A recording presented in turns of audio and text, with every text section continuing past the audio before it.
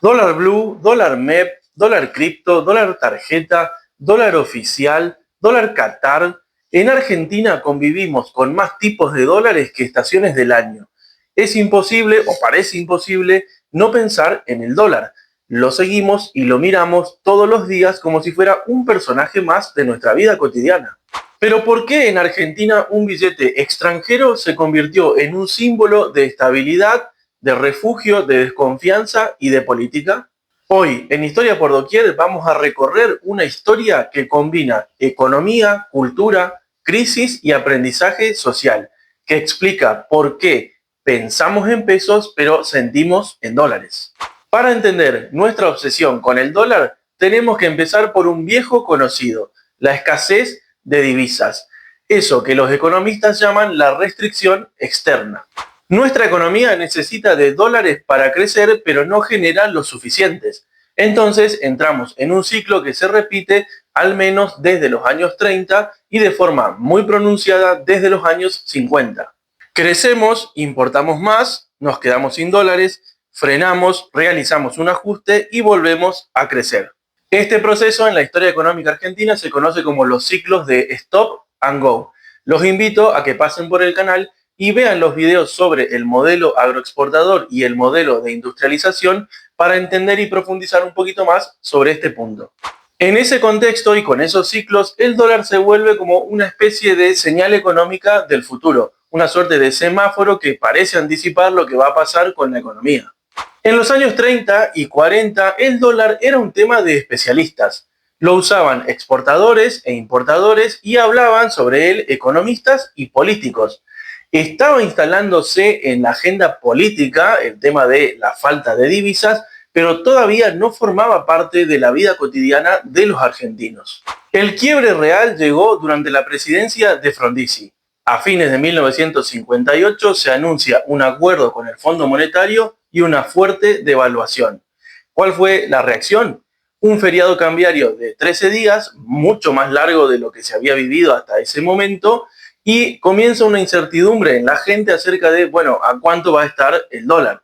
Y cuando vuelve la actividad financiera, el dólar aparece por primera vez en la tapa de los diarios. Según Mariana Lucy y Ariel Wilkis, este fue el momento de la verdadera popularización del dólar. La prensa comenzó una pedagogía económica masiva y cualquier ciudadano podía leer, interpretar, temer o celebrar el valor del dólar. Dejó de ser un tema técnico y pasó a ser un tema de discusión pública. Entonces, a partir de los años 60, el dólar comenzó a aparecer en más lugares: casas de cambio, pizarras, informes periodísticos. Pero además, en los 70, con la aceleración de la inflación, pasó a cumplir nuevas funciones. Por ejemplo, ser reserva de valor o bien una referencia para los contratos. Durante la crisis de los 80, sobre todo en el año 1989 con la hiperinflación, incluso los precios de los servicios cotidianos pasaron a pagarse o a fijarse en dólares.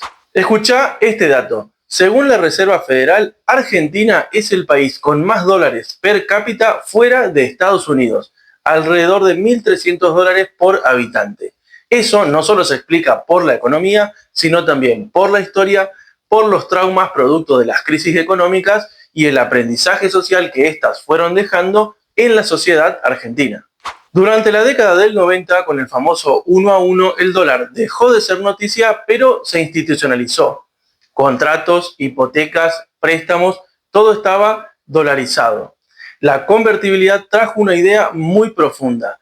El dólar era sinónimo de estabilidad y esto perduraría en el tiempo. Pero en el 2001 ese esquema económico colapsó. El 1 a 1 desapareció y además se vivió el famoso corralito, hecho que nuevamente dejaría un nuevo trauma económico en la sociedad argentina. Luego del corralito y hasta nuestros días, el dólar ocupa un lugar central en el debate público, especialmente cuando desde finales de 2011 se instaló el cepo cambiario durante la presidencia de Cristina Kirchner y se mantiene hasta nuestros días con diferentes denominaciones y variaciones. Desde ese momento, el dólar ya no solo era parte de la discusión cotidiana, sino que además pasó a ser un termómetro político. Si el dólar subía, la imagen del gobierno se iba para abajo. Si el dólar caía o se mantenía estable, la expectativa social mejoraba.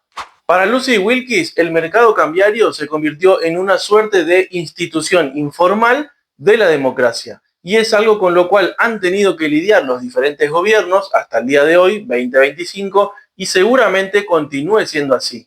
Entonces, ¿por qué vivimos pensando en el dólar? Porque a lo largo de décadas fue un indicador económico, una forma de ahorrar, un símbolo de estabilidad, una herramienta política, y se fue convirtiendo en parte de nuestra vida cotidiana. Cuando hablamos de dólar no hablamos solo de economía, hablamos también de memoria colectiva y una forma de interpretar el país. Por eso, hablar del dólar es hablar de historia económica argentina, de sus problemas estructurales, de sus límites, de los modelos que se intentaron y de las crisis que los pusieron en cuestión.